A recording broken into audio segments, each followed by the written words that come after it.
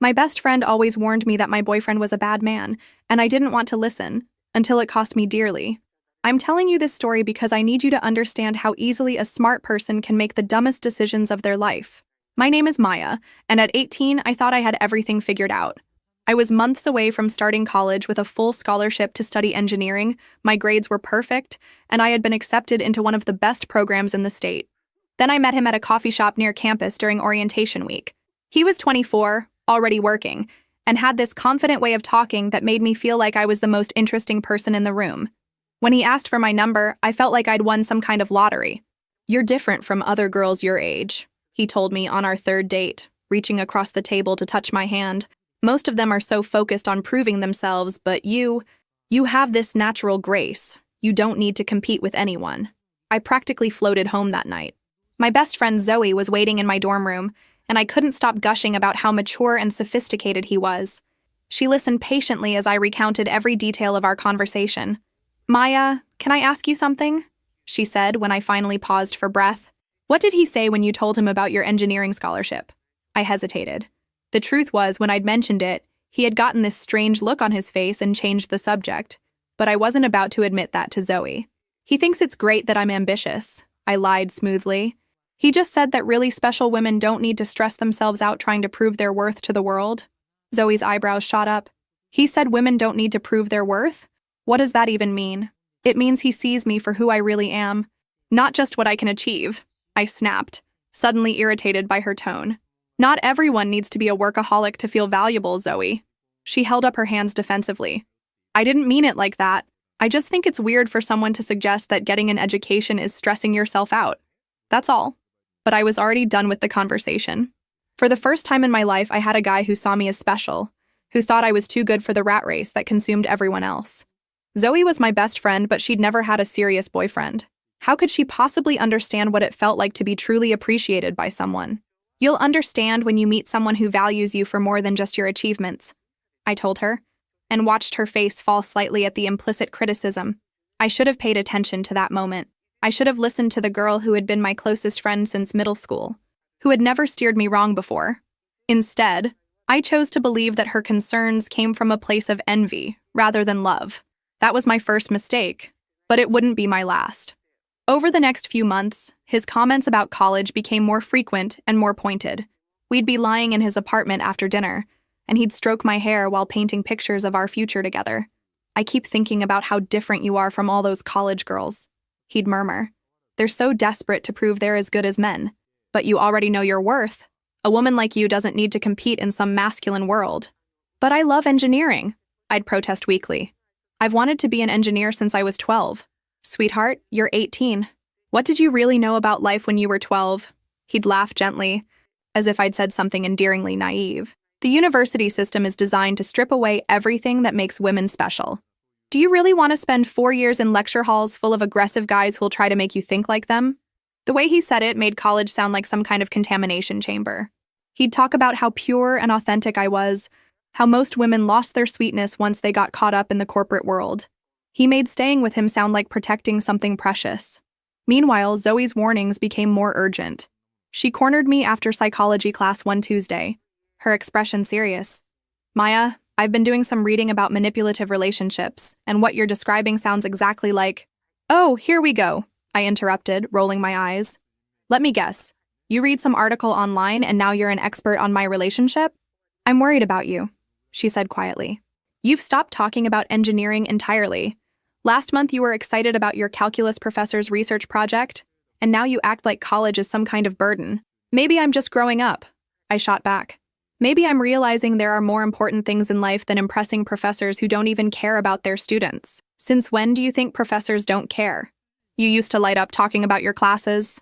But I was already walking away, irritated by her inability to understand. She was single, focused solely on academics, probably jealous that I'd found something deeper than grades and career goals. She couldn't comprehend what it meant to be valued for who you were, rather than what you could accomplish. That evening, when I told him about Zoe's concerns, he listened with a sympathetic expression that gradually shifted to something darker. "It sounds like she's threatened by our relationship," he said thoughtfully. "Some women can't stand to see their friends happy with men. They'd rather drag you down to their level than see you flourish." His words resonated with the growing irritation I felt toward Zoe's constant questions. Maybe he was right. Maybe she couldn't handle the fact that I'd found love while she remained alone with her books and her theories about relationships she'd never actually experienced. I was starting to question whether the dreams I'd held for so long were really mine, or just expectations I'd absorbed from a society that didn't value feminine wisdom. The breaking point came during a group study session at the campus library. Zoe, our classmate Ashley, and I were working on a physics problem set when Zoe brought up my relationship again. This time, she wasn't subtle about it. "Maya, can we talk privately for a minute?" she asked, glancing meaningfully at Ashley. "Whatever you want to say, you can say in front of Ashley," I replied coldly, "unless you're planning to psychoanalyze my relationship again." Zoe's cheeks flushed, but she pressed on. "I'm genuinely concerned. You've missed 3 engineering society meetings, you dropped out of the summer research program, and yesterday you told Professor Chen you weren't sure you wanted to continue with advanced calculus." Ashley looked uncomfortable, clearly sensing the tension building between us. She started to pack up her books. "Maybe I should—" "No, stay," I said firmly, my anger building. "I think Ashley should hear this. Zoe, since you're so concerned about my choices, let me ask you something. When was the last time you went on a date? When was the last time a guy showed any interest in you at all?" The color drained from Zoe's face. "Maya, that's not—" "No, I think it's completely relevant," I continued, my voice rising enough that other students looked up from their work. "You sit there judging my relationship, giving me advice about men, but you've never even had a boyfriend. You're 19 years old and you've never been kissed, have you?" "Maya, stop," Ashley whispered, looking mortified. But I was past the point of caring. "You know what I think, Zoe? I think you're jealous. I think you can't stand that someone finally chose me over you. All through high school, you were the smart one, the one teachers praised, and now I have something you can't analyze or achieve through studying." Tears were forming in Zoe's eyes, but I wasn't done. "You give me relationship advice like you're some kind of expert, but the truth is you're just a lonely girl who can't understand why no one wants her. Maybe instead of trying to ruin my happiness, you should figure out why guys run away from you." The library had gone completely quiet around us. Zoe stood up slowly, gathering her books with shaking hands. "I've been your friend for 7 years," she said quietly. "I've celebrated every achievement with you, supported you through every difficulty, and loved you like a sister.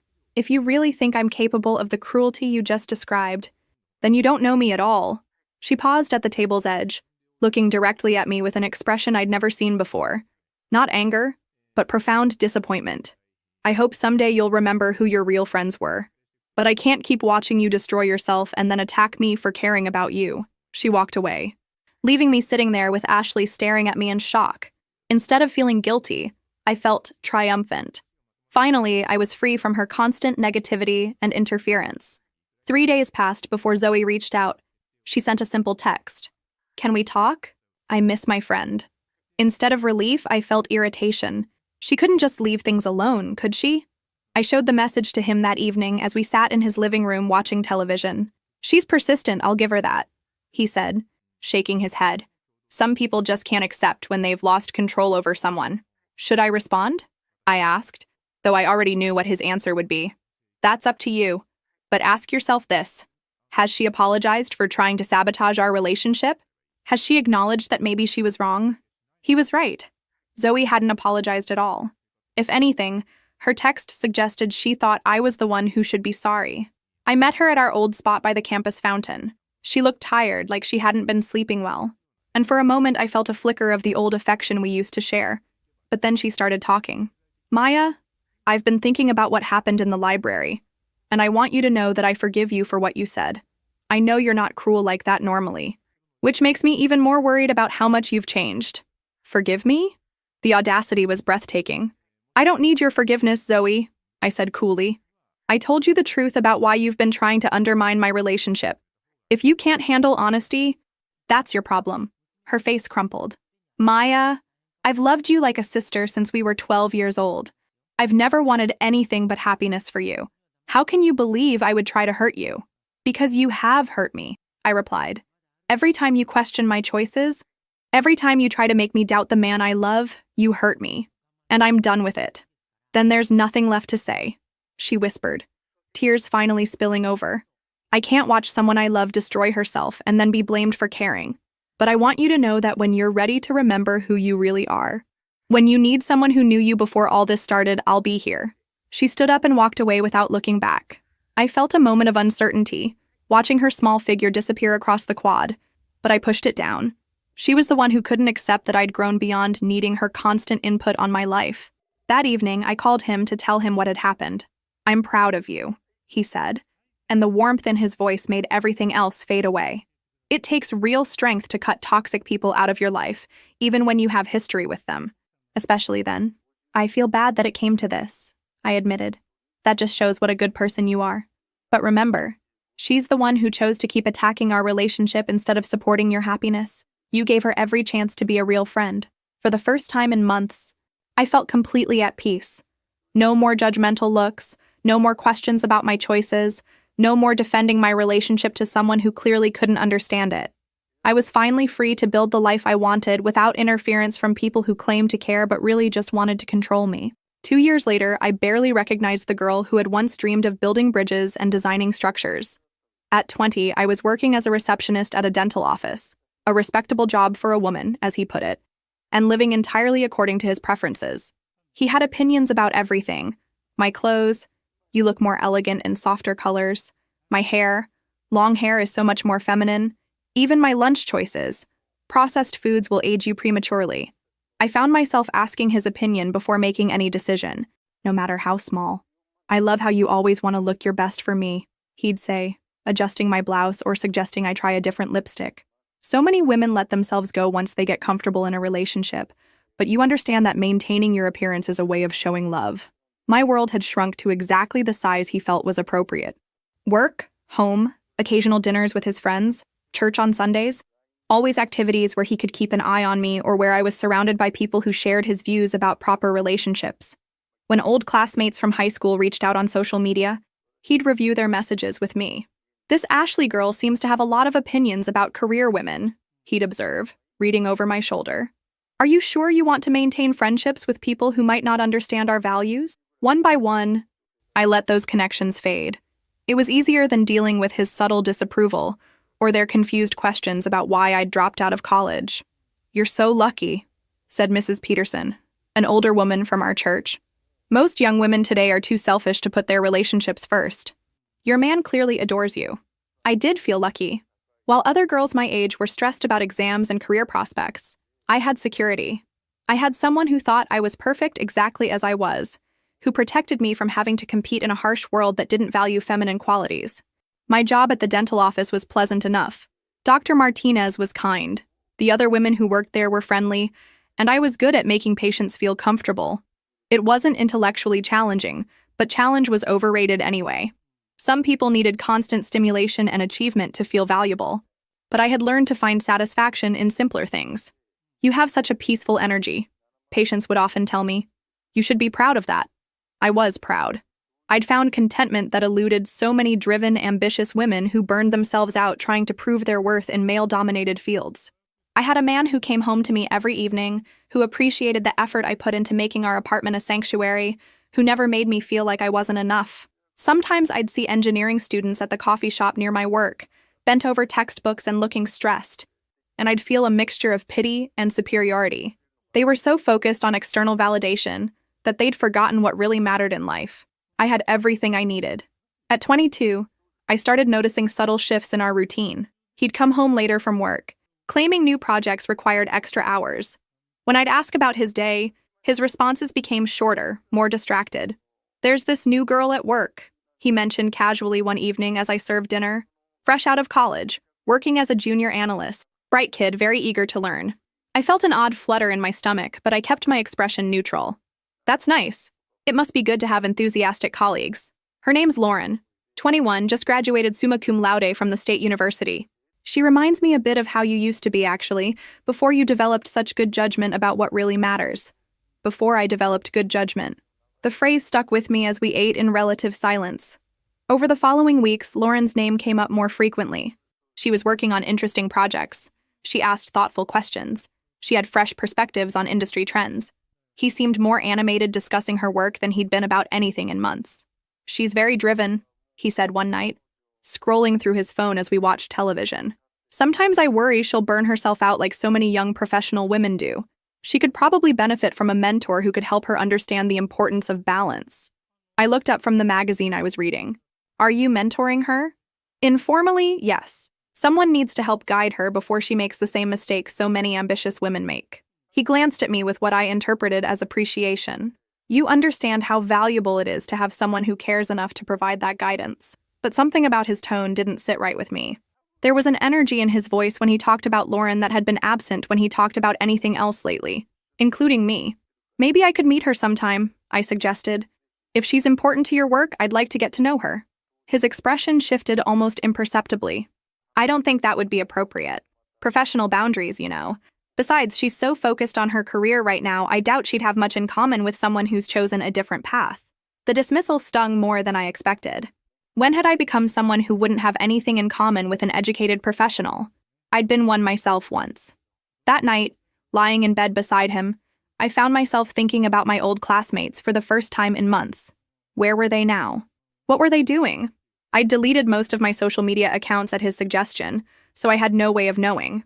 The thought of reaching out to check on them crossed my mind, but I pushed it away. I had chosen my path deliberately, and I was happy with it. Wasn't I? A few days later, I ran into Ashley at the grocery store. She looked polished and confident in a business suit, clearly coming from work. Maya, oh my God, it's been forever, she said, her face lighting up with genuine pleasure. How are you? We talked briefly about inconsequential things, but I noticed her checking her phone and mentioning a conference call she needed to join. She was busy, important, needed somewhere else. We should catch up properly sometime, she said before leaving. I'd love to hear what you've been up to, but what would I tell her? That I'd mastered the art of making perfect dinners and organizing closets? That I'd found fulfillment in supporting someone else's ambitions while abandoning my own? I pushed the questions away, but they lingered longer than usual. The information came through Ashley, whom I encountered again at a coffee shop near my work. She seemed surprised to see me, but pleased, and asked if she could join me for a few minutes.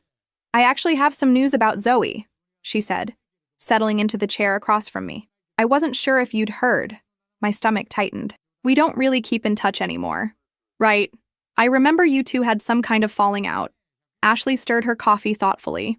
Well, she just graduated with highest honors from the engineering program. She got this amazing job with a consulting firm in Seattle, and she's moving there next month. I tried to keep my expression neutral, but something sharp twisted in my chest. That's good for her. And she's engaged to this really sweet guy she met in her advanced physics class.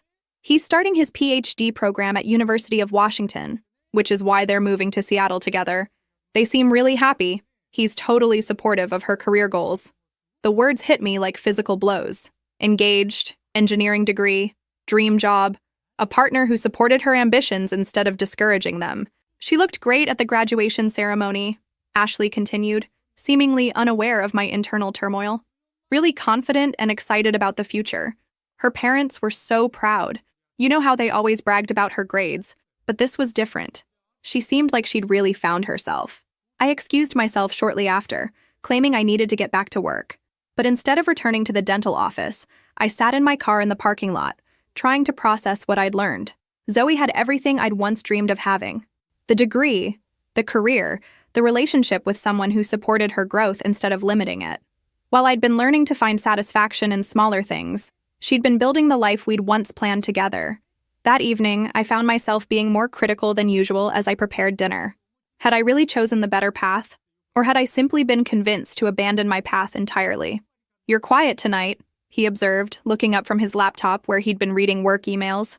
Just thinking about some people from school, I said carefully. Ashley told me about a few classmates who are graduating this year. Anyone interesting? I hesitated, then decided to test the waters. That girl, Zoe, I used to be friends with. She graduated with honors in engineering and got a job in Seattle. His expression didn't change, but I caught something in his eyes, a flicker of calculation I'd never noticed before. He said, returning to his laptop. Well, some people need external achievement to feel valuable.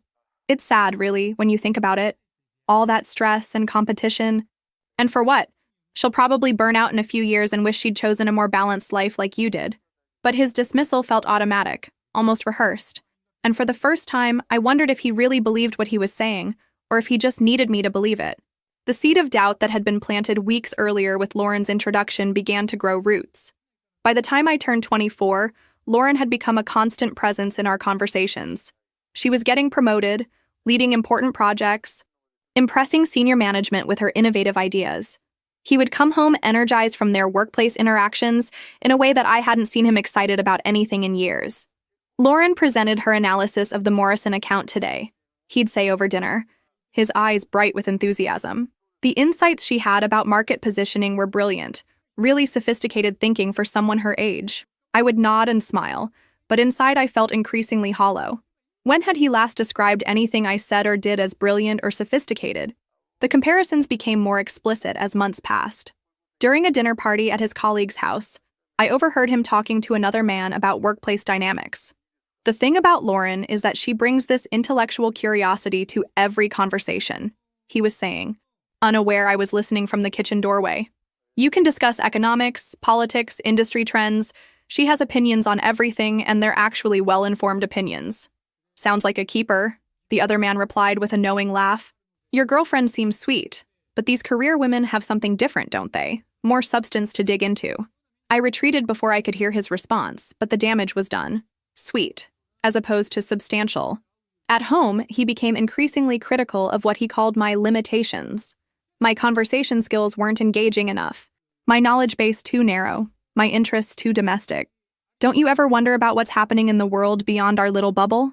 He asked one evening when I couldn't contribute to his discussion about recent economic policies. Lauren and I had this fascinating debate today about trade regulations. I miss having those kinds of stimulating conversations. I started desperately trying to educate myself, reading news articles and economic journals, attempting to discuss current events over dinner. But my efforts seemed to annoy him more than please him. You don't need to force interest in things that don't come naturally to you, he'd say with patronizing patience. It's obvious when someone is just parroting information they don't really understand. The woman who had once earned straight A's in advanced mathematics was being told she couldn't grasp basic economic concepts. The girl who had been accepted to one of the best engineering programs in the state was being dismissed as intellectually limited. Lauren just has this natural analytical mind, he explained when I pressed him about why my attempts at deeper conversation fell flat. Some people are wired for complex thinking, and others are better suited for other things. Other things. Like making dinner reservations and organizing his closet, and being available whenever he wanted uncomplicated companionship. I began to see myself through his eyes. Simple, decorative, pleasant, but ultimately uninteresting. All the qualities he had once praised as refreshing alternatives to ambitious, competitive women were now revealed as inadequacies when compared to someone who could match his intellect. For the first time in 4 years, I started to remember the girl I used to be before I learned to find value in being less than I was capable of being. But by then, it felt too late to become her again. The end came on a Tuesday evening in March, just 2 weeks after my 25th birthday. He arrived home later than usual, his expression distant and resolute in a way that immediately put me on edge. We need to talk, he said, not bothering with his usual greeting or kiss hello. I followed him to the living room, my heart hammering with a dread I couldn't name. He sat across from me rather than beside me on the couch, creating a physical distance that mirrored whatever emotional shift had occurred. This isn't working anymore, he began, his voice clinical and detached. I've been thinking about it for months, and I can't keep pretending we're compatible long-term. The words hit me like a physical blow. What are you talking about? We've been together for almost 6 years. We've built a life together. We've built a comfortable routine, he corrected coldly. But I need more than comfort. I need intellectual stimulation, growth, someone who can challenge me and evolve alongside me. I can grow, I said desperately. I've been trying to learn more about current events, to have better conversations. Maya, you can't fake being someone you're not. His tone was almost pitying. You made your choices. You chose simplicity over ambition, contentment over achievement. That was fine when I thought it was what I wanted, but I've realized I was settling. The word settling cut through me like a knife. Settling? For 6 years you told me I was special, that I was different from other women because I understood what really mattered. You were special to me then, he said with brutal honesty. But people change. I've changed. My needs have evolved, and you haven't. This is about Lauren, isn't it? The accusation spilled out before I could stop it. He didn't deny it. Lauren represents the kind of partnership I actually want. Someone who can contribute to my professional growth, who brings her own ambitions and achievements to the relationship. Someone who chose to develop her potential instead of wasting it. Wasting it. 6 years of devotion, of building my entire identity around being the woman he claimed to want, and now I was told I'd wasted my potential. You told me that career-focused women were shallow and competitive, I whispered. You said I was better than that. I said what I thought you needed to hear to be happy with your limitations, he replied with devastating casualness. But I was wrong to encourage you to stay small. Look at Lauren. She's 23 and already more accomplished than you'll ever be. She has direction, purpose, intelligence that she actually uses. The comparison was like being flayed alive. I was being discarded for embodying exactly the qualities he had once praised, replaced by a woman who possessed everything he had convinced me to abandon. You destroyed my dreams, I said, my voice breaking. I gave up my scholarship, my education, my goals because you told me they were wrong for me. I never forced you to do anything, he said dismissively. You made your own choices. If you regret them now, that's not my responsibility. He was already packing that night, moving in with a friend until he could find his own place. The apartment we'd shared for 3 years suddenly felt enormous and empty, filled with the ghosts of all the conversations where he'd convinced me that less was more. That ambition was overrated, that being his perfect complement was the highest achievement I could aspire to. I was 25 years old with a high school diploma, a dead-end job, and no idea who I was without him. And he was moving on to build the kind of partnership he'd always actually wanted, with a woman who had refused to make herself smaller to make him feel bigger. The weeks after he left were the darkest of my life. I would lie in bed staring at the ceiling, trying to comprehend how completely I'd been manipulated. Every conversation we'd ever had about my future replayed in my mind with brutal clarity, and I could finally see the systematic way he'd dismantled my confidence and redirected my ambitions. I was 25, the same age Lauren was when she already had years of professional experience under her belt. My former classmates were finishing graduate programs or establishing themselves in careers, while I was starting from less than zero. I didn't just lack qualifications. I'd actively moved backwards from where I'd started. The scholarship I'd forfeited was gone forever. The connections I'd made in my brief time in the engineering program had evaporated. Most devastating of all, I'd burned the bridge with the one person who had genuinely tried to protect me from this exact scenario. I remembered every cruel word I'd said to Zoe, every accusation I'd hurled at her out of my own insecurity and misplaced loyalty. She'd seen through his manipulation from the very beginning, had tried to warn me while there was still time to change course. Instead of listening, I'd attacked her character, questioned her motives, and dismissed her love as jealousy. The girl who had known me since middle school, who had celebrated my achievements and supported my dreams, who had never once competed with me or tried to diminish me. I'd sacrificed her friendship to protect a man who saw me as temporarily useful until something better came along. Sitting alone in that empty apartment, I faced the horrible truth. I'd chosen my manipulator over my protector, and I'd done it enthusiastically. I'd been so desperate to feel chosen and special that I'd convinced myself that someone trying to limit my growth was actually trying to love me. The isolation was crushing. I had no close friends, no support system, no one to call when the weight of my realization became unbearable. He had successfully separated me from everyone who might have helped me see clearly, and I'd been a willing participant in my own isolation. I spent hours researching what I'd missed, college programs I could have completed, career paths that were now closed to me, opportunities that had age limits I'd already passed. The engineering field I'd once been passionate about had evolved rapidly. I'd need years just to catch up to where I should have been if I'd never met him. But the deepest pain wasn't about career prospects or missed opportunities. It was about recognizing how thoroughly I'd betrayed myself. The confident girl who had earned a full scholarship, who had dreamed of designing buildings and bridges, who had been excited about calculus and physics. I'd murdered her slowly and methodically, convinced that her dreams were somehow wrong. Every night, I would remember Zoe's face during our last conversation, the hurt and disappointment in her eyes when she realized I couldn't hear her love through my defensive anger. She'd told me she would be there when I was ready to remember who I really was. But that was 3 years ago. Why would she still care about someone who had treated her so cruelly?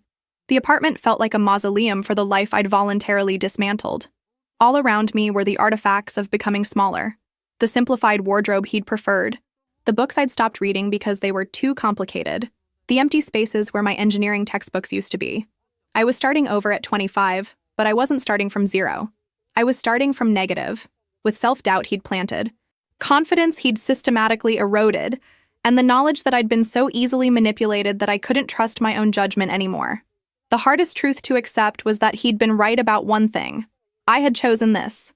Not because I was forced, but because I'd been too insecure and too desperate for validation to recognize love from manipulation. And now I had to live with the consequences of those choices entirely alone.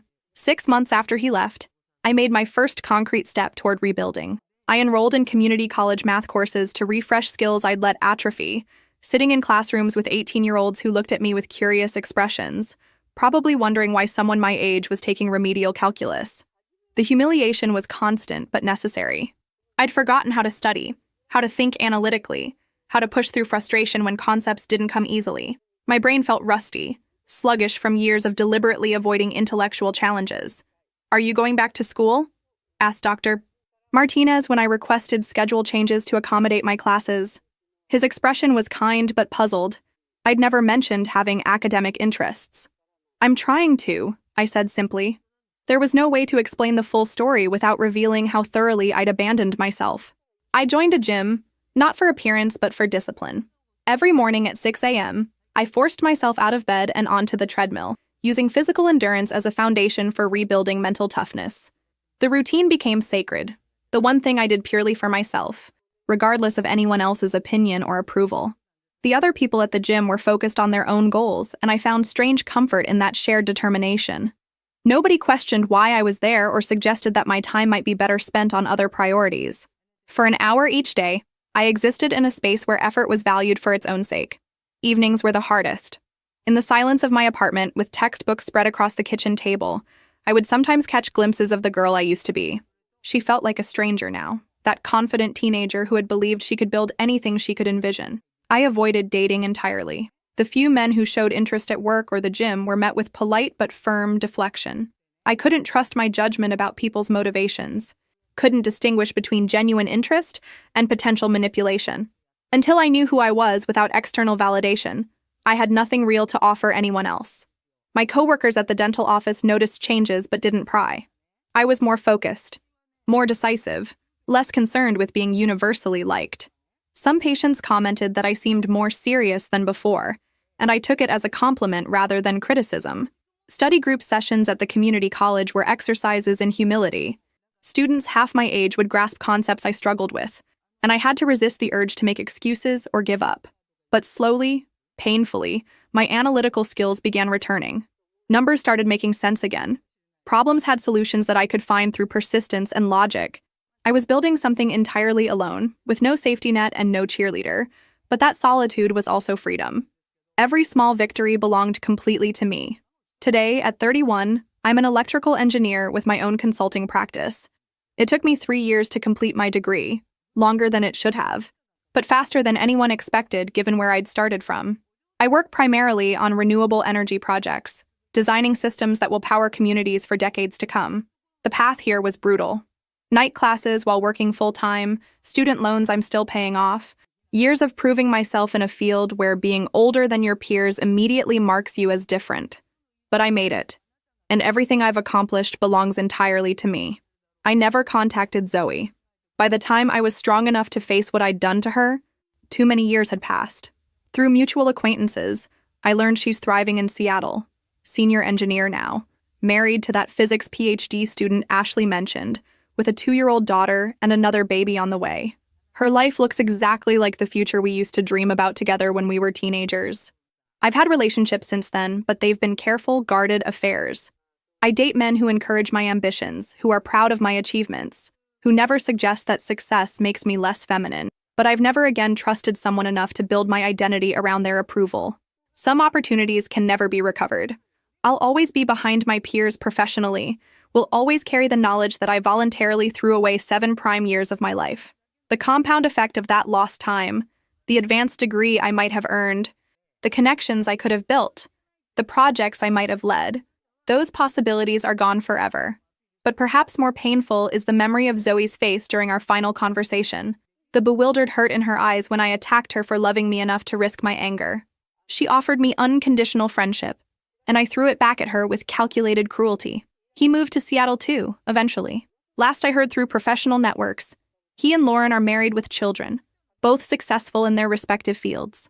They probably look like the perfect power couple, exactly the kind of partnership he'd always actually wanted. Sometimes I wonder what would have happened if I'd listened to Zoe's warnings, if I'd recognized love when I saw it instead of mistaking control for care. But mostly I try not to dwell on alternate histories. The choices I made were mine, even when I made them for the wrong reasons. I've learned to find satisfaction in solitary achievement, in knowing that every success I've had since 25 was earned without anyone's permission or approval. My independence is real because it was forged in isolation, tested by failure, and proven through years of choosing growth over comfort. Still, in quiet moments, I think about the girl who tried to save me from myself, and I hope she knows that her love wasn't wasted. It just took me longer than it should have to remember that friendship, real friendship, doesn't try to make you smaller. It took losing everything to learn the difference between someone who loves you and someone who loves controlling you. I just wish I'd learned it in time to save what mattered most. I gave all my money to my parents to throw an unforgettable party for my son, but when I arrived at the hall, the party was for my spoiled older brother. Before continuing the story, let us know in the comments which city you're watching from. Don't forget to subscribe to the channel. Hit the notification bell so you won't miss more stories, and leave your like on the video. I never thought I'd be raising my daughter alone at 34, but here we are. My name is Vanessa, and life has a funny way of stripping away everything you thought was permanent. When my ex-husband walked out 3 years ago, he didn't just leave me. He abandoned our 4-year-old daughter without a backward glance. No explanation, no child support, just gone. I remember standing in our half-empty apartment, holding her tiny hand while she asked when Daddy was coming home. I had no answer then, and I still don't have one that makes sense. But I refuse to let his abandonment define us. I worked my way up to logistics manager at a mid-sized distribution company, and I'm damn good at what I do. The pay is decent enough to keep us comfortable in our 2-bedroom apartment, and my daughter has everything she needs. Clothes, toys, a good school. She's 7 now, and watching her grow into this sweet, thoughtful little person makes every overtime shift worth it. What doesn't make it worth it is my family. Specifically, my parents and their golden child, my younger brother. I've known since childhood that I was the responsible one, the dependable daughter who didn't need attention or praise. My brother, though, he's always been the star of every family gathering, the one whose dreams matter, whose failures are just temporary setbacks that require everyone else's sacrifice. When I was 16 and saving for college, they bought him a professional camera for his artistic journey. When I was 23 and working 2 jobs to pay off student loans, they funded his trip to Europe to find himself. The pattern never changed. I was expected to be self-sufficient while he was encouraged to chase every whim. 2 years ago, things got worse. My brother decided he wanted to study fashion design at one of those expensive private schools that charge more per semester than most people make in 6 months. The tuition alone is crushing, nearly $40,000 a year. When my parents couldn't cover it entirely, guess who they called? My mother used that special tone she reserves for guilt trips, explaining how this was his big opportunity, how he'd finally found his calling, how family helps family. I wanted to say no. God, I wanted to say no. But the pressure was relentless. My father called it investing in his future. My mother said I was being selfish, that I made good money and could afford it. They never asked about my daughter's future, never considered that I might want to save for her education or our security. The unspoken rule was clear. My needs, our needs, would always come second to whatever my brother wanted, so I agreed. I've been paying $12,000 a year for his fancy design school. $12,000 that could be in my daughter's college fund. $12,000 that could be our emergency savings. Instead, it's funding my brother's designer sketch pads and fabric samples while he posts pictures on social media of his creative process at trendy coffee shops. And has he thanked me? Not once. Last month, when I mentioned I couldn't afford to replace my aging car, he actually suggested I budget better, while wearing a $300 jacket I'd indirectly paid for. My mother defended him, saying he's under a lot of stress with his studies. My father just shrugged, as if my brother's entitlement was as natural as breathing. The worst part is watching my daughter notice the imbalance. Last Christmas, my parents showered my brother with expensive gifts. A new laptop, professional sewing equipment, gift cards. My daughter got a small toy and a card with $20. She didn't complain, but I saw the confusion in her eyes when my brother didn't even thank anyone, just complained that the laptop wasn't the exact model he wanted. I lie awake some nights, doing the math in my head. 2 years of payments, 1 more year until he graduates. Can I make it? Should I make it? The resentment builds like pressure in my chest, but I push it down because that's what I've always done. I'm the responsible one, the one who doesn't rock the boat. the one who sacrifices. But something's been shifting inside me lately. Maybe it's watching my daughter grow up and knowing I want better for her. Maybe it's the way my brother dismissed her last week when she showed him a drawing she'd made, barely glancing at it before returning to his phone. Maybe I'm just tired of being the family's ATM while being treated like an afterthought. I don't know what's going to break first, my bank account or my patience, but I can feel something coming, like a storm gathering on the horizon. For now, I keep my head down, work my shifts, and plan my daughter's 7th birthday party. At least there, I can create something beautiful just for her, where she's the center of attention for once, where someone in this family actually celebrates her existence. The idea came to me 3 months ago while watching my daughter at school pickup. She was standing apart from the other kids, clutching her backpack straps, looking small and uncertain. Then one of her friends called her name, and I watched this transformation happen. Her face lit up, her shoulders relaxed, and suddenly she was laughing and animated. That's when I knew I had to do something extraordinary for her 7th birthday. My daughter is naturally shy. At home, she's quiet and thoughtful, content to color or read in her room. But around her small circle of school friends, she becomes this different kid, confident, giggly, full of life. Those friendships are precious to her, and I wanted to celebrate that. More than that, I wanted to give her one day where she felt like the most important person in the world. Because God knows my family never makes her feel that way. I started researching venues immediately. Most of the places in our area were either too expensive or too run down. Then I found Riverside Gardens, this beautiful event space with outdoor facilities that looked like something out of a magazine. They had a heated pool, a playground area with climbing structures, and a covered pavilion for food and cake. It was perfect. It was also expensive. The coordinator quoted me $5,000 for a Saturday afternoon package. $5,000. I sat in my car after that initial meeting, staring at the number written on their brochure. That was more than I'd ever spent on anything that wasn't rent or car payments. It was almost half of what I paid yearly for my brother's tuition, a thought that made my stomach turn. But then I thought about my daughter's face when she saw those friends. I thought about how she'd spent Christmas watching my brother get spoiled, while she received almost nothing. I thought about how she never complained, never threw tantrums, never demanded attention. She deserved this. She deserved one perfect day that was entirely hers. So I said yes to Riverside Gardens and started planning. I set up a separate savings account and began transferring money automatically from each paycheck. $50 here, $100 there.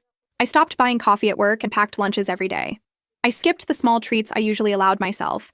No new clothes, no dinners out, no impulse purchases.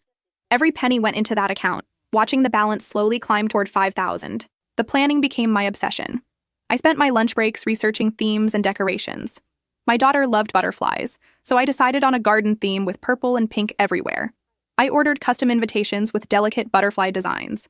I spent hours creating a guest list of her classmates and the few kids from our building she played with sometimes. The coordinator at Riverside Gardens was wonderful. She helped me design every detail. The 3-tier cake would be vanilla with strawberry filling, my daughter's favorite, decorated with edible butterflies and flowers.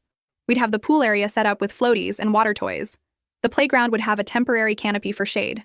There'd be a face painting station, a balloon artist, and a professional entertainer who did magic tricks and games.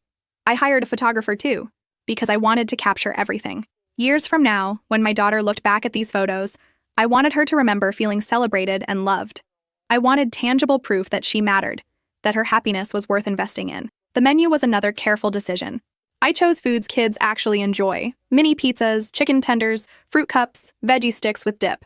Nothing fancy, just good food that would make the kids happy. And for the adults, because some parents would stay, I added sandwich platters and beverages. As the date approached, I watched my daughter's excitement build. She'd come home from school and update me on who'd RSVP'd yes.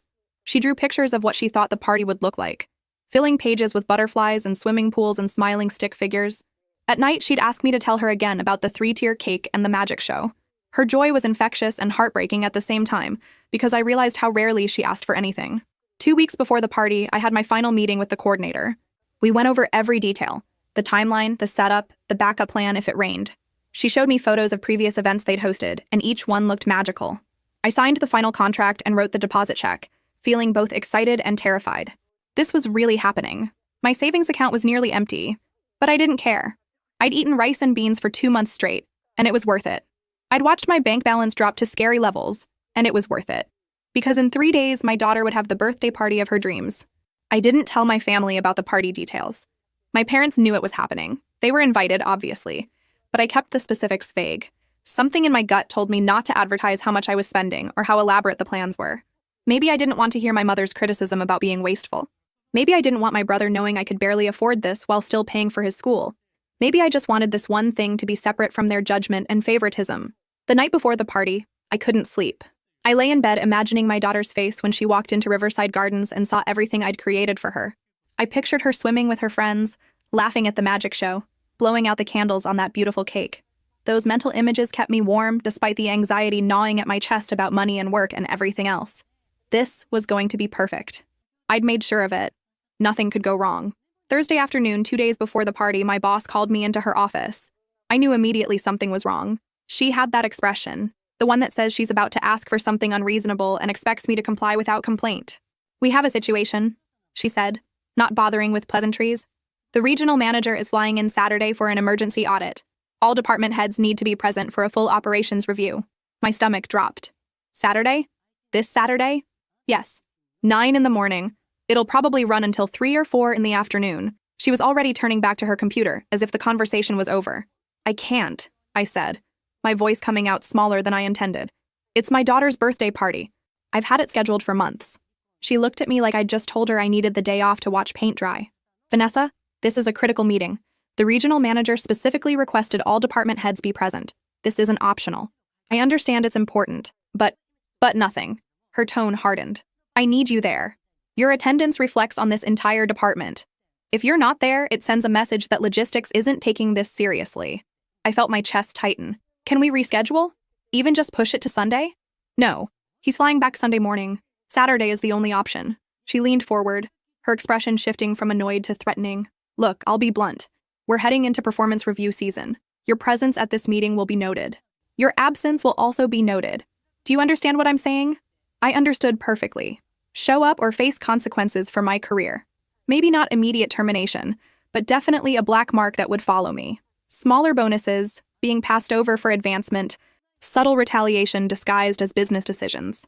I'd worked in corporate environments long enough to know how it worked. "I've been planning this party for 3 months, I said, hating how desperate I sounded. "I've spent $5,000. My daughter is expecting—" "That's unfortunate timing," she interrupted. "But this is part of being in management. Sometimes personal plans have to take a back seat to professional responsibilities. I'm sure your daughter will understand." She wouldn't understand. She was 7 years old. 7-year-olds don't understand that corporate audits matter more than birthday parties.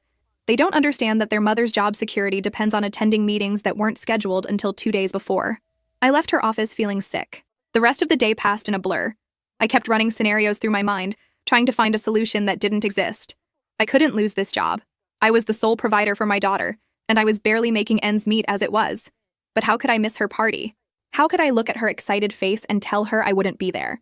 That evening, I sat at our small kitchen table with my phone in my hand, staring at my parents' contact information. I didn't want to ask them for help. Every instinct told me not to involve them. But what choice did I have? My mother answered on the 3rd ring. "Hello? Mom, I need to ask you something." I explained the situation quickly, the meeting, the timing, the impossible position I was in. "So you want us to take her to the party?" my mother asked. "Yes. You and Dad were already planning to come. I just need you to pick her up, get her there by 2 o'clock when it starts, and stay with her until I can get there. The meeting should end by 3 or 4 at the latest. I'll come straight from the office. I won't miss the cake, I promise." There was a pause. I could hear my father's voice in the background asking what was going on. "Hold on," my mother said. I heard muffled conversation. Then she came back on the line. "Your father says that's fine. We'll pick her up at 1:30 and get her to Riverside Gardens." Relief flooded through me. "Thank you. Really, thank you. The coordinator knows what's happening. She has my number if anything comes up. Everything is already paid for and set up. You literally just need to be there with her. We can handle it. Vanessa, don't worry so much. And Mom, please make sure she has a good time. This party means everything to her." "Of course. It'll be perfect. We'll take good care of our granddaughter." I wanted to believe her. I wanted to trust that they'd prioritize my daughter for once. But that nagging feeling in my gut wouldn't go away. The next day was Friday. I worked like a machine, trying to clear my schedule so I could leave the moment the Saturday meeting ended. Every few hours, I'd check my phone, half hoping my boss would call to say the meeting was canceled. It never happened. That evening, I sat down with my daughter. She was coloring at the coffee table, humming to herself, completely unaware that her perfect day was about to get complicated. "Hey, sweetie, I need to talk to you about tomorrow." She looked up, her face lighting up. "My party?" "Yes, your party. So here's the thing. I have to go to work for a few hours in the morning. But Grandma and Grandpa are going to pick you up and take you to Riverside Gardens, and they'll stay with you until I get there. Her smile faltered. You won't be there when it starts? I'll be there for the important parts. I promise I'll be there when you blow out your candles. I wouldn't miss that for anything. But what about the pool and the magic show? Each question felt like a knife twisting in my chest. Grandma and Grandpa will be with you for all of that, and I'll get there as fast as I can. Okay? She nodded slowly, but I could see the disappointment in her eyes. She was trying to be brave about it, which somehow made it worse. I'm sorry, I said, pulling her into a hug. If I had any other choice, I'd be there from the beginning. You know that, right?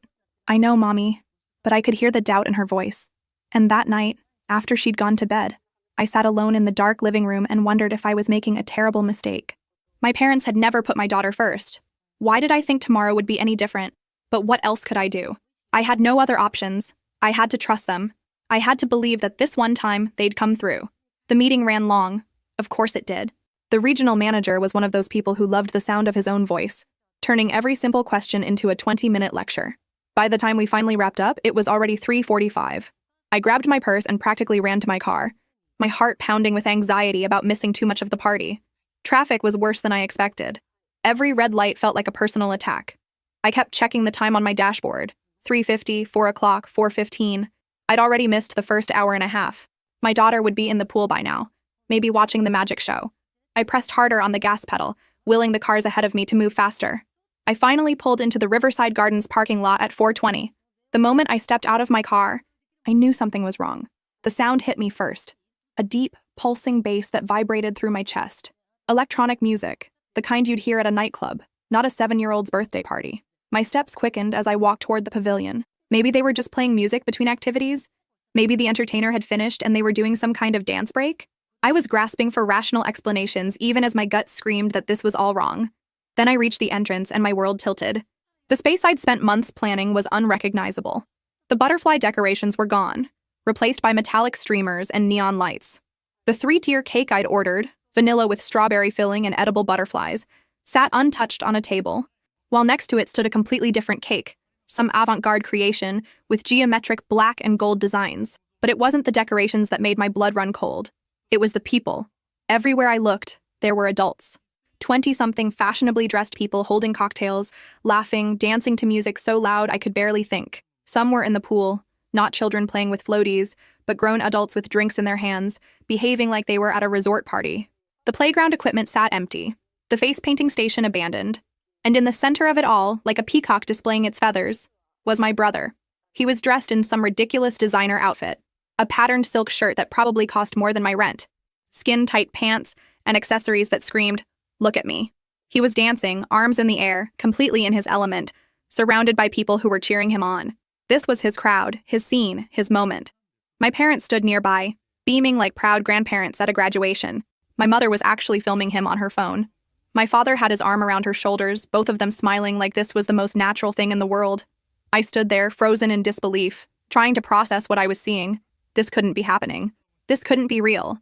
Where were the children? Where were my daughter's friends? Where was my daughter? "Excuse me, are you with the party?" A woman in a sparkly dress stumbled slightly as she approached me, clearly drunk. "What party is this?" I managed to ask. "Oh, it's for him." She pointed at my brother. "His birthday. 25, can you believe it? This place is amazing." 25. My brother's birthday wasn't until next week. I knew because I'd received the usual guilt-tripping calls about getting him a gift. My shock was rapidly transforming into something else, a cold, crystalline rage that made my vision sharp and my movements deliberate. I pushed through the crowd, scanning desperately for a small figure, for my daughter's face, for any sign of the party I'd planned. The coordinator spotted me and immediately started making her way over, her face pale with obvious distress. But I couldn't focus on her right now. I had to find my daughter. I checked the pool area. Nothing but adults. The playground. Empty. The food tables where children should have been eating pizza, covered with catered appetizers I hadn't ordered. My breathing was coming faster now, panic mixing with fury. Then I saw her. In the far corner of the pavilion, tucked behind some equipment boxes where the decorators had apparently dumped the butterfly decorations I'd bought, my daughter sat huddled on the ground. Her pretty party dress, the one she'd picked out weeks ago, the one with butterflies on it to match the theme, was crumpled around her. Her face was buried in her knees, her small shoulders shaking. I ran. I actually ran, pushing past people who gave me annoyed looks as I shoved through the crowd. The music was so loud, the laughter so overwhelming, And there she was, my baby, completely alone in the middle of this chaos. Sweetie. I dropped to my knees beside her, pulling her into my arms. She looked up at me with red, swollen eyes, her face streaked with tears. Mommy, she sobbed, and the sound broke something fundamental inside me. What happened? Tell me what happened. Grandma said, she hiccuped, struggling to get the words out. Grandma said the party was for Uncle, not me. She said I was being selfish for wanting my own party. She sent all my friends away. I felt like I'd been punched in the stomach. She sent your friends away? When they got here, Grandpa told their parents there was a mistake, that the party was canceled. Some of them were already here, Mommy. They were here, and Grandma made them leave. She said Uncle needed the venue for his real party. Where are your grandparents now? My voice didn't sound like my own. It was too calm, too controlled, considering the volcanic rage building inside me. She pointed toward where I'd seen them earlier, still standing beside my brother, still smiling like nothing was wrong, like they hadn't just destroyed their granddaughter's birthday party, like they hadn't sent away a 7-year-old's friends and relegated her to crying alone in a corner while they celebrated their golden child. I stood up slowly, keeping my daughter's hand in mine. The coordinator had finally reached us and was trying to speak, but I held up my other hand to stop her. Not yet, I said quietly. First, I need to talk to my family. I walked toward my parents with my daughter's hand clutched in mine, each step feeling like I was approaching a cliff edge. The music pounded around us. People laughed and danced, completely oblivious to the devastation they were celebrating on top of. My mother saw me first. Her smile didn't even flicker. If anything, it got wider, as if she expected me to join in the celebration, as if this was all perfectly fine. Vanessa, you made it. Isn't this wonderful? Your brother... Get out, I said. My voice was barely above a whisper, but somehow she heard me over the music. What? I said get out. All of you, get out of this venue right now. My mother's smile finally faltered. Vanessa, don't be dramatic. We can explain. Explain? I pulled my daughter closer to me. She was still crying, her small body trembling against my side. Explain how you turned my daughter's birthday party into this? Explain how you sent her friends away? Explain why she's been crying alone in a corner for the past 2 hours? My father stepped forward, his expression shifting from confusion to defensiveness. Now wait just a minute. Your brother's birthday is next week, and we thought... You thought what? That you'd just steal the venue I paid for? The party I've been planning for 3 months? We didn't steal anything, my mother said, her tone taking on that familiar, condescending quality. We simply made better use of the space. Your brother's birthday is coming up, and this venue was already booked. It made sense to combine them. Combine them? I felt like I was losing my mind. There's nothing here for a 7-year-old. You didn't combine anything. You replaced her party with his. My brother finally noticed the commotion and sauntered over, still holding his cocktail. He looked annoyed that we were interrupting his celebration. What's all the drama about? Your sister is upset, my father said as if I was a toddler throwing a tantrum. Of course she is, my brother said with an eye roll. Look, it's not that big a deal. She's 7. She won't even remember this party in a few years. I'm 25, building my career in fashion. My network matters. These connections matter. He gestured broadly at his drunk friends. A kid's party would have been forgotten by next week anyway. Something inside me snapped. I'd spent years swallowing my anger, accepting their favoritism, paying for his expensive education while he showed no gratitude. But this was beyond anything I could have imagined. Your career? My voice came out like ice. The career I'm funding? The $12,000 a year I pay for your fancy design school while I eat rice and beans to afford it? My brother's face twitched with irritation. That's an investment in the family's future. No, it's me being manipulated into supporting your entitled lifestyle. And now you've taken the one thing I wanted to give my daughter and turned it into another celebration of you. You're overreacting, my mother interjected. Children don't need elaborate parties. You're being wasteful anyway. Your brother has actual professional needs. She's 7 years old. This was supposed to be her day. My voice was rising now, drawing attention from the nearby guests. You sent her friends away. You made her cry alone in a corner at her own birthday party. She'll get over it, my father said dismissively. Kids are resilient. The coordinator appeared at my elbow, looking increasingly distressed. I turned to her, still holding my daughter's hand. Do you have the contract? The one I signed? She nodded quickly and retrieved a folder from behind the nearby desk.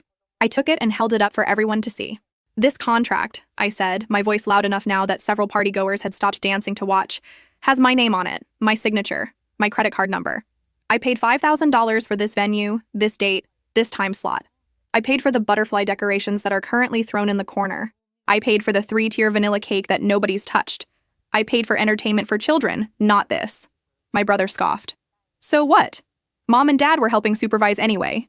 They were supposed to supervise my daughter's party, not hijack it for you. You're being selfish, my mother said, her voice sharp now. Your brother needed. My daughter needed.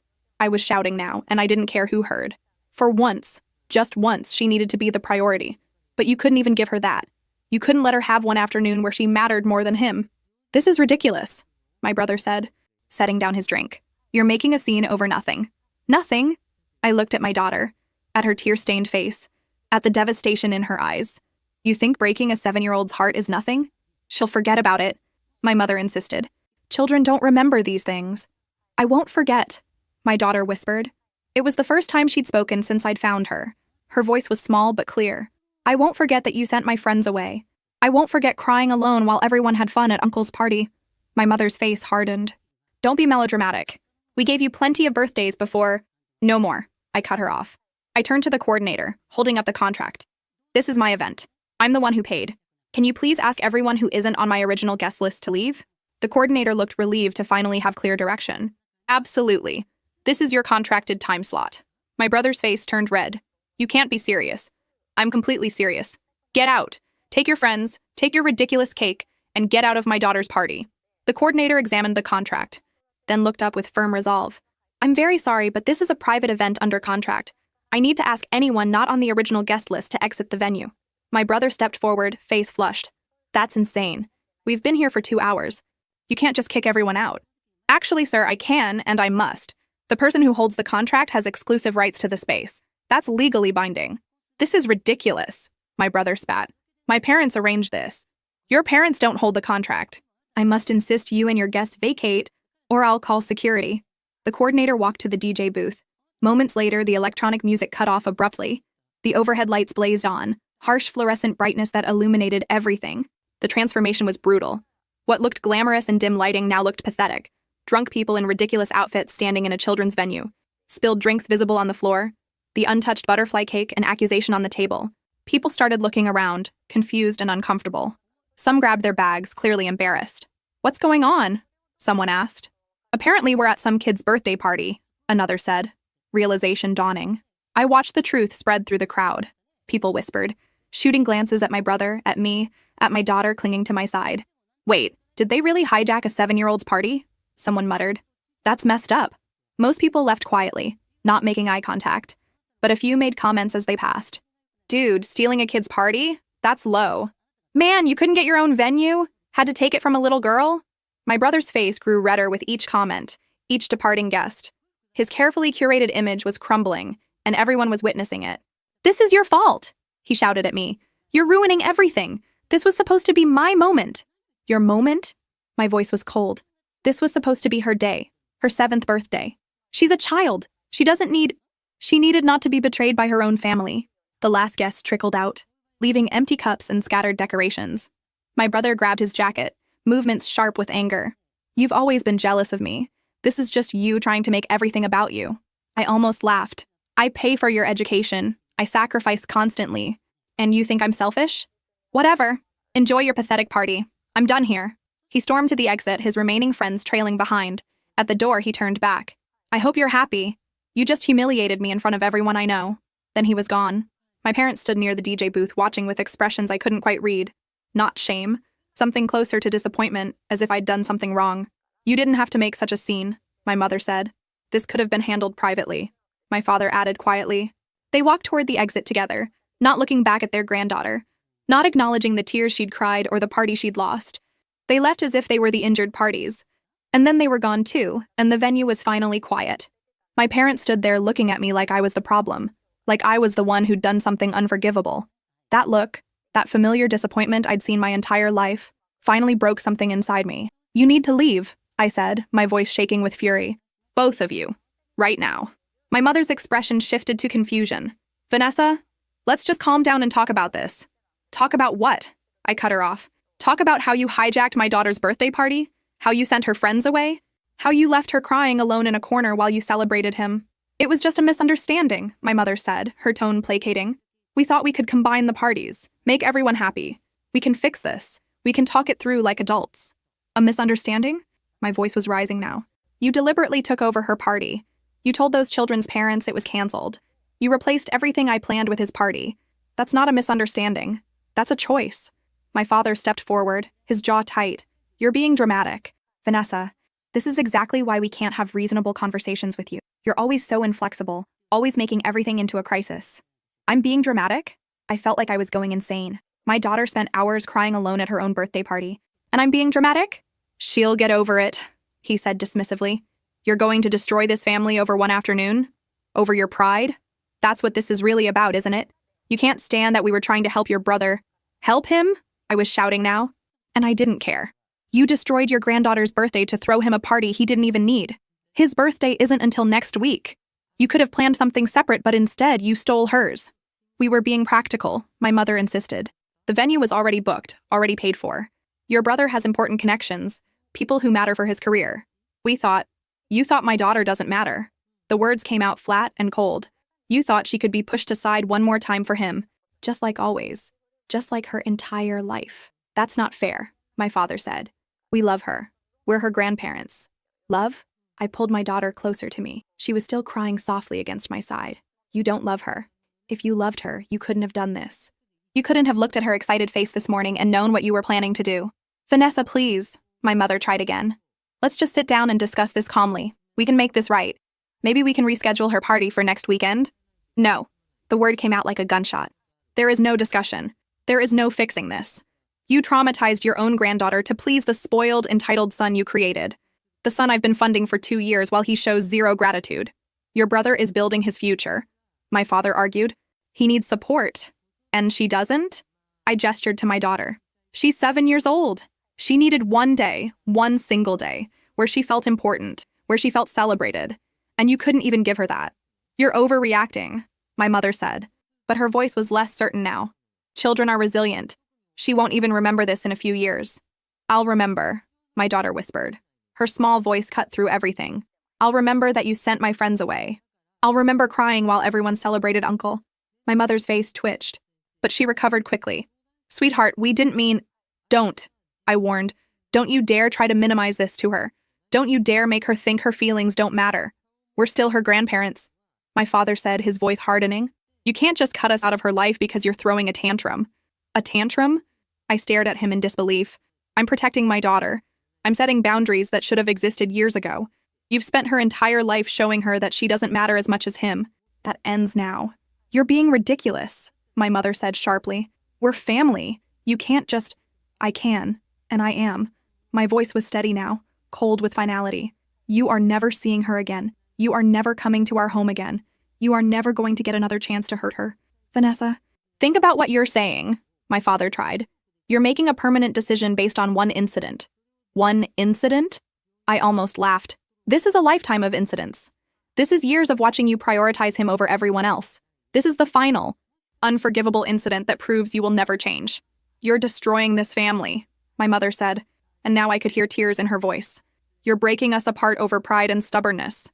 No, you destroyed this family the moment you decided my daughter's pain mattered less than his party. You did this. You made this choice. Now live with it. I picked up my daughter, holding her against my hip even though she was getting too big for it. She wrapped her arms around my neck and buried her face in my shoulder. Vanessa, wait. My mother reached out. I stepped back. Don't touch us. Don't call us. Don't come to our home. If you try to contact her, I will get a restraining order. I'm done. You can't mean that, my father said. I've never meant anything more in my life.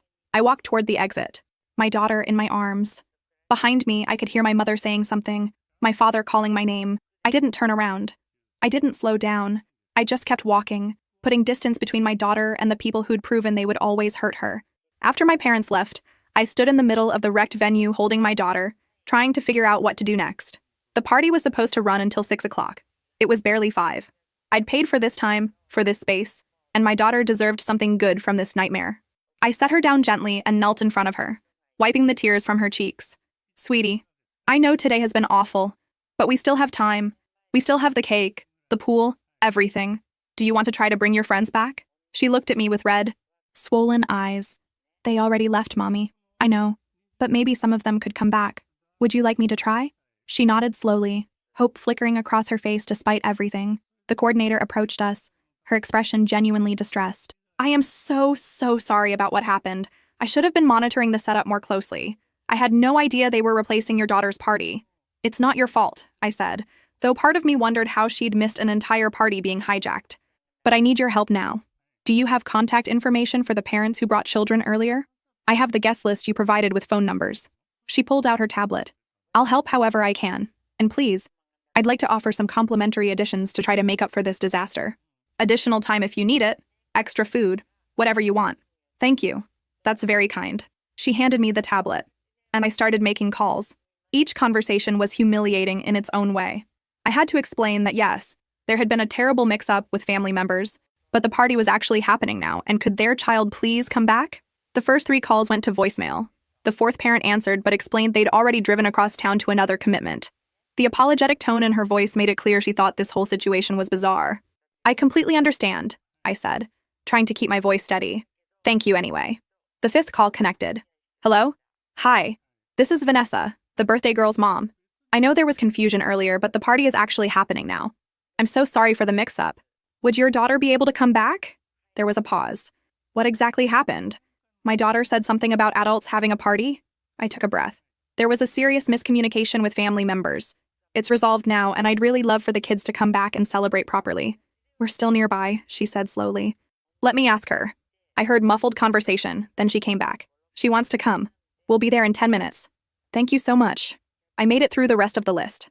Out of the 15 children originally invited, only 4 were able to return. 4 out of 15. But it was something. It was better than nothing. While we waited, the coordinator and her staff worked quickly to clean up the mess my brother's party had left behind. They removed the neon decorations, cleaned up the spilled drinks, repositioned the butterfly cake as the centerpiece. They retrieved the purple and pink decorations from where they'd been discarded and put them back up. It wasn't perfect, you could still see the damage, but it was recognizable as a children's party again. My daughter watched all of this silently, still processing everything that had happened. I sat with her at one of the small tables, holding her hand. I'm sorry, baby, I said quietly. I'm so sorry today turned out like this. It's not your fault, Mommy. I should have been here from the beginning. You had to work. She said it like she was trying to make me feel better, and it broke my heart that she was comforting me instead of the other way around. The first child arrived 15 minutes later, one of my daughter's closest friends from school. The moment she walked in, my daughter's face transformed. Not completely, the hurt was still there, but there was a genuine smile underneath. You came back, my daughter said. Of course, I wanted to swim with you. The other 3 children arrived within the next 20 minutes. It wasn't the crowd I'd planned for, but watching my daughter interact with her friends, seeing her slowly relax into the moment, was worth everything. The coordinator had the photographer come back. Apparently, he'd left when my brother's party started. Confused about the situation, he took pictures of the girls jumping in the pool, playing on the equipment, laughing together. The entertainer was gone, already committed to another event, but the coordinator put on age-appropriate music and the kids didn't seem to mind. At 6 o'clock, we gathered around the butterfly cake. My daughter stood in front of it with her 4 friends surrounding her, and I lit the 7 candles. When we sang Happy Birthday, her smile was real. Not as bright as it should have been, not as carefree as I'd imagined in all my planning, but real. She closed her eyes, made a wish, and blew out the candles. The other girls cheered. For that brief moment, she looked happy. We cut the cake, the beautiful 3-tier vanilla cake with strawberry filling that no one from my brother's party had touched. The kids ate pizza and laughed and seemed to enjoy themselves. On the surface, it looked like a successful party, but I could see the difference in my daughter's eyes. The shadow that hadn't been there this morning. The hesitation in her laughter. Like she was waiting for something else to go wrong. The way she kept looking at me for reassurance. As parents arrived to pick up their children, each one approached me with careful expressions. They'd clearly heard some version of what happened, and they didn't know what to say. Thank you for bringing her back, I told each of them. It means more than you know. By 6:30, it was just my daughter and me in the pavilion. The coordinator's team was cleaning up, breaking down the decorations I'd spent months planning. Did you have fun? I asked my daughter. She nodded. It was good when my friends came back. I'm glad. I pulled her close. You deserved so much better than this. I know you tried, Mommy. You tried to make it perfect. And that was the worst part. I had tried. I'd sacrificed and saved and planned, and it still wasn't enough to protect her from my family's cruelty. We'd salvaged something from the wreckage, but the magic I'd wanted to create for her was gone. The day had been tainted by hurt and betrayal, and no amount of butterfly cake could erase that. Sunday morning, I woke up with absolute clarity about what I needed to do. My daughter was still asleep, exhausted from yesterday's emotional trauma. I sat at my kitchen table with my laptop and a cup of coffee, feeling calmer than I had in years. The first call I made was to my bank. I explained that I needed to cancel the automatic monthly payment that went to my brother's school. The representative walked me through the process. Within 10 minutes, it was done. No more $1,000 transfers leaving my account every month. No more funding his lifestyle while he showed zero appreciation. Next, I called the school's financial aid office. I left a detailed voicemail explaining that I would no longer be providing financial support for the student, effective immediately. I stated clearly that any outstanding balance was not my responsibility and that they should contact him directly about payment arrangements. Then I sat back and waited. I knew the school would contact him about the sudden loss of funding. I knew my parents would call when they found out. I didn't care. Let them scramble. Let them figure out how to cover $12,000 a year without me. Around noon, my phone buzzed with an email. It was from the coordinator at Riverside Gardens. The subject line read, "Documentation from Saturday's event." I opened it and found a folder of photos and a brief note. "I thought you might need these for any potential disputes. Our photographer and staff documented what occurred. I'm so sorry again for what happened to your daughter's party." I clicked through the images. There were time-stamped photos showing the venue setup for my daughter's party, butterfly decorations, the proper cake, everything arranged beautifully.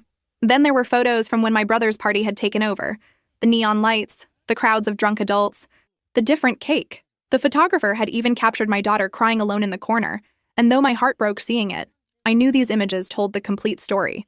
As I was reviewing the photos, another message came through. This one was from one of the mothers who'd returned with her daughter yesterday. "I took some photos when we first arrived and saw what was happening. Thought you might want them. What your family did was unacceptable." Her photos showed the chaos from a parent's perspective, adults drinking in a children's venue, the discarded butterfly decorations, my brother in the center of it all. The timestamps proved everything. I spent the next hour carefully composing messages. Not to my parents or brother, I had nothing to say to them. But there were a few extended family members who'd always been kind to my daughter. Aunts, uncles, cousins, who might not know the full story once my parents inevitably tried to spin it their way. I kept the messages factual and brief. I attached a few of the most damning photos and wrote, "I wanted you to hear the truth from me. Yesterday was my daughter's 7th birthday party at Riverside Gardens. I'd spent 3 months planning and $5,000 on her celebration. My parents were supposed to supervise until I arrived from work. Instead, they hijacked the entire event for my brother's birthday, which isn't even until next week. They sent her friends away and left her crying alone while they celebrated him. I've cut contact with them and will be protecting my daughter from further harm. I thought you should know the facts." I sent the messages to 4 people, my mother's sister, my father's brother, and 2 cousins who'd always been decent to us. I wasn't trying to create drama. I was simply ensuring the truth existed somewhere other than my parents' version of events. Within an hour, responses started coming in. Shock, disbelief, anger on my daughter's behalf. My aunt called me directly, and I could hear tears in her voice when she said, "I can't believe they would do that to her." To a 7-year-old, "I'm so sorry." By evening, I knew the story was spreading. That's how families work. Information travels. I received a message from one of my brother's fashion school friends, someone I'd met briefly at a family gathering. "Is it true what people are saying about the birthday party?" I didn't respond. I didn't need to. The fact that the question was being asked meant the story was already out there, making its rounds through his social circles. His carefully cultivated image of the artistic, sophisticated designer was being complicated by the reality of who he actually was. Monday morning, I drafted a formal letter to the school's administration. I attached the photographic evidence and wrote a detailed account of what had occurred. I explained that I had been providing financial assistance under the assumption that I was helping a family member in need, but his actions had demonstrated a fundamental lack of character. I stated that I could no longer in good conscience fund the education of someone who would willingly traumatize a child for his own benefit. I sent copies to the financial aid office, the dean of students, and the registrar. I wanted it documented, official, impossible to dispute. That afternoon, my phone exploded with calls and texts from my parents. I blocked their numbers without reading the messages. My brother tried calling from several different numbers. I blocked those too. I'd said what I needed to say on Saturday. There was nothing left to discuss. Tuesday, the school confirmed receipt of my letter and acknowledged the cancellation of funding. They noted that the student had been informed of his financial situation and would need to make immediate arrangements for payment or face withdrawal from classes. I sat with that information, feeling neither guilt nor satisfaction, just a sense of necessary action taken. I'd supported him for 2 years, sacrificing my own financial security and my daughter's future. He'd shown his gratitude by destroying her birthday party. The equation was simple. The consequence was appropriate. My daughter asked once why we weren't seeing Grandma and Grandpa anymore. I told her the truth, in age-appropriate terms. They hurt you, sweetie. And people who hurt you don't get to be in your life, even if they're family. My job is to protect you. She thought about that for a moment, then nodded. Okay, Mommy. The photos stayed saved on my computer, backed up in multiple places. Not because I planned to do anything else with them, but because I knew my family. I knew they'd try to rewrite history to make me the villain. The documentation was insurance against their lies. The money I'd been sending my brother stayed in my account now, $1,200 that month alone. I opened a college fund for my daughter and made the first deposit. The money would go where it had always belonged, toward her future, not his entitlement. 3 weeks after the party, my aunt called. Not my parents. They'd learned their numbers were blocked. But my aunt, my mother's sister, the one who'd been horrified when I told her what happened. Your mother asked me to reach out, she said carefully. She wants a chance to talk to you, to explain and apologize. There's nothing to explain. I was there. I saw what they did. I know. And what they did was terrible. But Vanessa, they're devastated. They realize they made a huge mistake. They realize they got caught, I corrected. They realize there are consequences for their actions. That's not the same as genuine remorse. Maybe if you just gave them 5 minutes. No, I'm protecting my daughter. They had one job that day and they chose to destroy her birthday party for him. Again, it's always for him. I'm done watching my daughter learn that she doesn't matter. My aunt sighed. I understand, I do. They're my sister and brother-in-law. They're hurting. My daughter was hurting when she cried alone in a corner at her own party. Where was their concern then? She didn't have an answer for that. A few days later, my daughter asked about them. We were having dinner, just the two of us at our small kitchen table, when she said quietly, Mommy, why don't Grandma and Grandpa visit anymore? I'd been dreading this conversation but knew it was coming. I set down my fork and chose my words carefully. Do you remember what happened at your birthday party? She nodded, her expression becoming guarded. When Uncle took my party? Yes. And when that happened, how did you feel? Sad and scared. I didn't understand why everyone was leaving. Grandma and Grandpa are the ones who told your friends to leave. They're the ones who gave your party to Uncle instead of protecting it for you. They hurt your feelings on purpose. Her eyes filled with tears. Why would they do that? Because they weren't thinking about you. They were only thinking about Uncle, like always. And people who hurt you like that, even if they're family, don't get to be in your life anymore. But maybe they're sorry now? The hope in her voice nearly broke me. Maybe they are. But sorry doesn't fix what they did. And my job is to make sure nobody hurts you like that again. Not even them. She was quiet for a moment, processing. Then she said, I remember crying by myself. All the grown-ups were laughing and having fun, and I was by myself. It was really scary. I pulled her into my lap, holding her tight. I know, baby. I know. And I'm so sorry that happened to you. I don't want to feel like that again. You won't. I promise. One evening in early October, I was coming home from the grocery store with my daughter when I spotted them. My parents standing by the entrance to our apartment building. My daughter saw them too and went very still beside me. Vanessa, please. My mother called out as we approached. We just want to talk. 5 minutes. That's all we're asking. I kept walking, steering my daughter toward the door. No, we made a mistake, my father said, stepping into our path. We know that now. We want to make it right. You can't make it right. Move, please. We're her grandparents. My mother's voice cracked. You can't just take her away from us. I stopped then, positioning myself between them and my daughter. You took yourselves away when you prioritized him over her. When you sent 7-year-olds home from a birthday party so your adult son could have a venue he didn't even need. You made that choice. We weren't thinking clearly. My father tried. You thought she didn't matter. You've always thought that. This was just the most obvious example. That's not true, my mother protested. We love her. If you loved her, you would have protected her party. Instead, you traumatized her. Now move, or I'm calling the police. They moved. I unlocked the building door and ushered my daughter inside, not looking back at the two people standing on the sidewalk. After that, the packages started arriving. Gifts for my daughter, elaborate toys, expensive clothes, things my parents had never bought her before. Each one came with a card begging for another chance. I donated everything to charity without opening them. I wanted no guilt, no strings, no reminders that they suddenly cared now that they'd lost access. The letters came too. Long handwritten notes from my mother explaining, justifying, pleading, how they'd gotten confused about priorities, how they missed their granddaughter, how families should forgive each other. Those went in the trash unread after the first one. I'd heard enough of their explanations on the day of the party. I didn't need more words trying to minimize what they'd done. My father tried a different approach. He sent a letter to my workplace, somehow thinking that was appropriate. It talked about how I was being unreasonable, how time heals all wounds, how my daughter needed her grandparents. I reported it to HR as inappropriate contact and added the workplace to my list of places they were not permitted to visit. Months passed. The contact attempts became less frequent. The gifts stopped coming. The calls to mutual relatives dwindled. I heard through my aunt that my parents were struggling with the reality of what they'd lost. that my mother cried frequently, that my father had aged considerably, weighed down by regret. I felt nothing. Or maybe I felt something, but it was buried under years of being the overlooked daughter, of watching my child be overlooked, of paying for my brother's life while receiving nothing but demands in return. If they were hurting now, it was consequences catching up with choices made over decades. My daughter stopped asking about them after a few months. The wound was healing, or at least scarring over. She had friends, she had me, she had a life that didn't include people who'd proven they couldn't be trusted with her heart. One day, nearly 6 months after the party, I was at the grocery store when I saw my mother in the next aisle. She saw me too. For a moment, we just looked at each other across the distance. She looked older, tired.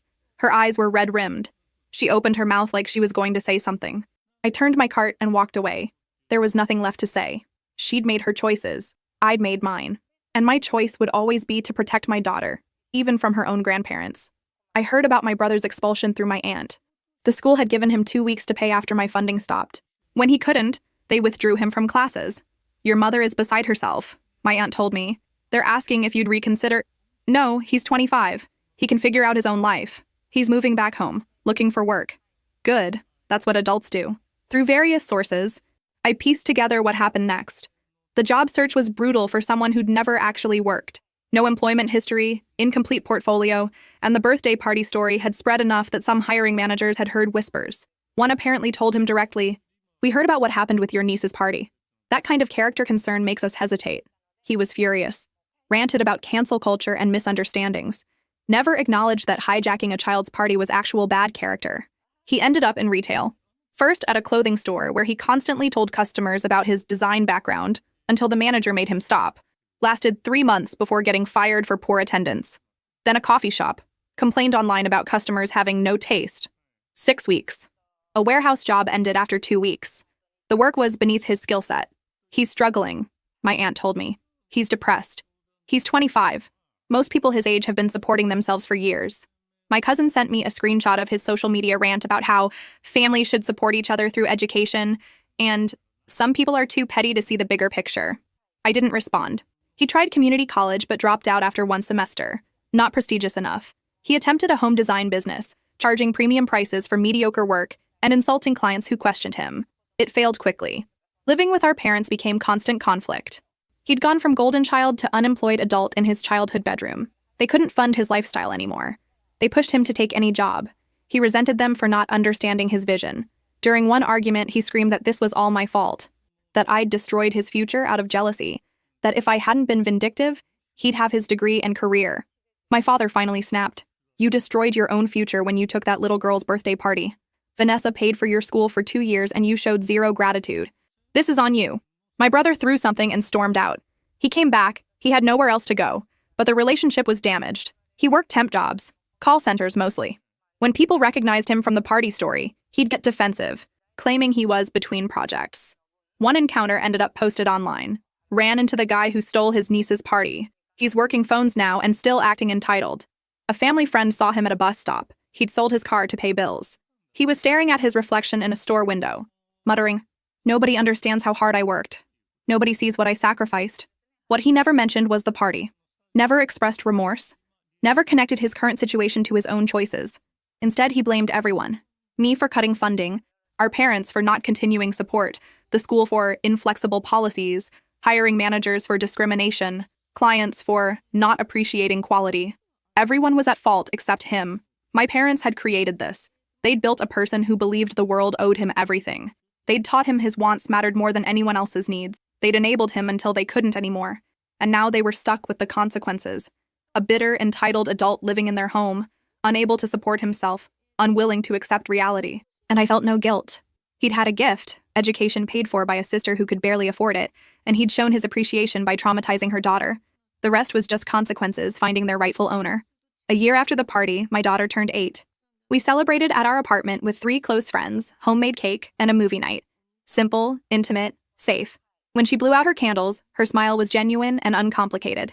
"This is the best birthday ever," she told me later. "Better than last year?" I asked gently. "Way better, because nobody took it away." That's what we'd built together, a life where she understood her worth, where she knew that people who hurt you don't get unlimited chances just because they're family. She was learning boundaries I'd never had growing up. The money I'd been sending my brother now filled her college fund. $1,200 every month, invested carefully, growing into her future. Sometimes I felt rage at how long I'd sent that money elsewhere, but mostly I felt relief that I'd finally stopped. My career had improved. Without the constant drain of supporting my brother, without the emotional exhaustion of managing family dysfunction, I had energy to focus on work. I'd gotten a promotion 3 months ago. More responsibility. Better pay. We had routines now. Saturday morning pancakes. Sunday library trips. Evening walks. Simple things that felt revolutionary because they were ours.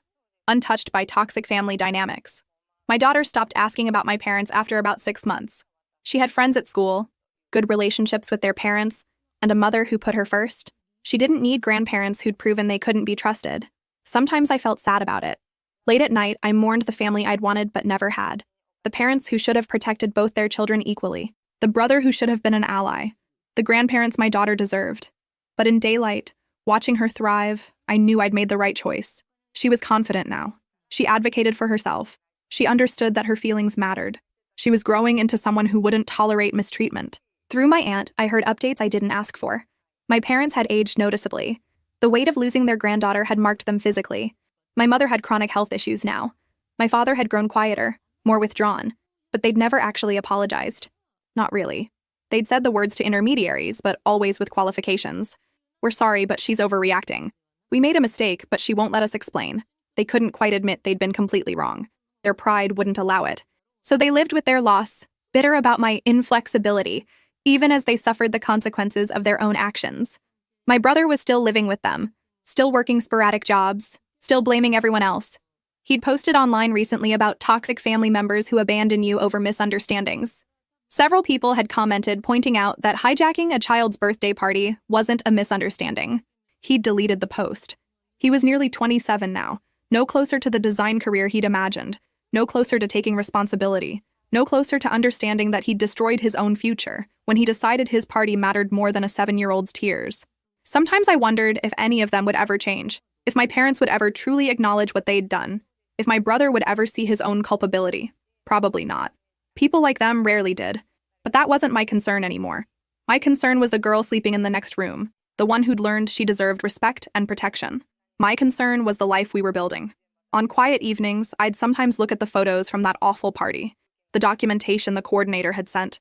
I'd see my daughter crying alone in the corner while adults celebrated around her, and I'd remember why I'd made the choices I'd made. Then I'd look at recent photos, her genuine smile at her 8th birthday, her confident posture at the school talent show, her relaxed expression during our pancake ritual. The contrast told me everything. We were better off, stronger, freer. I'd lost my parents and brother, but I'd gained something more valuable: peace. The peace of knowing my daughter would grow up understanding that family isn't just biology, it's respect, protection, and putting the vulnerable first. My daughter had that now. And watching her thrive in a life built on those principles, I knew that cutting out the toxicity hadn't been cruel. It had been the most loving thing I could have done. She deserved a life where her birthday wasn't stolen, where her feelings mattered, where the people who claimed to love her actually showed up for her. And now she had exactly that.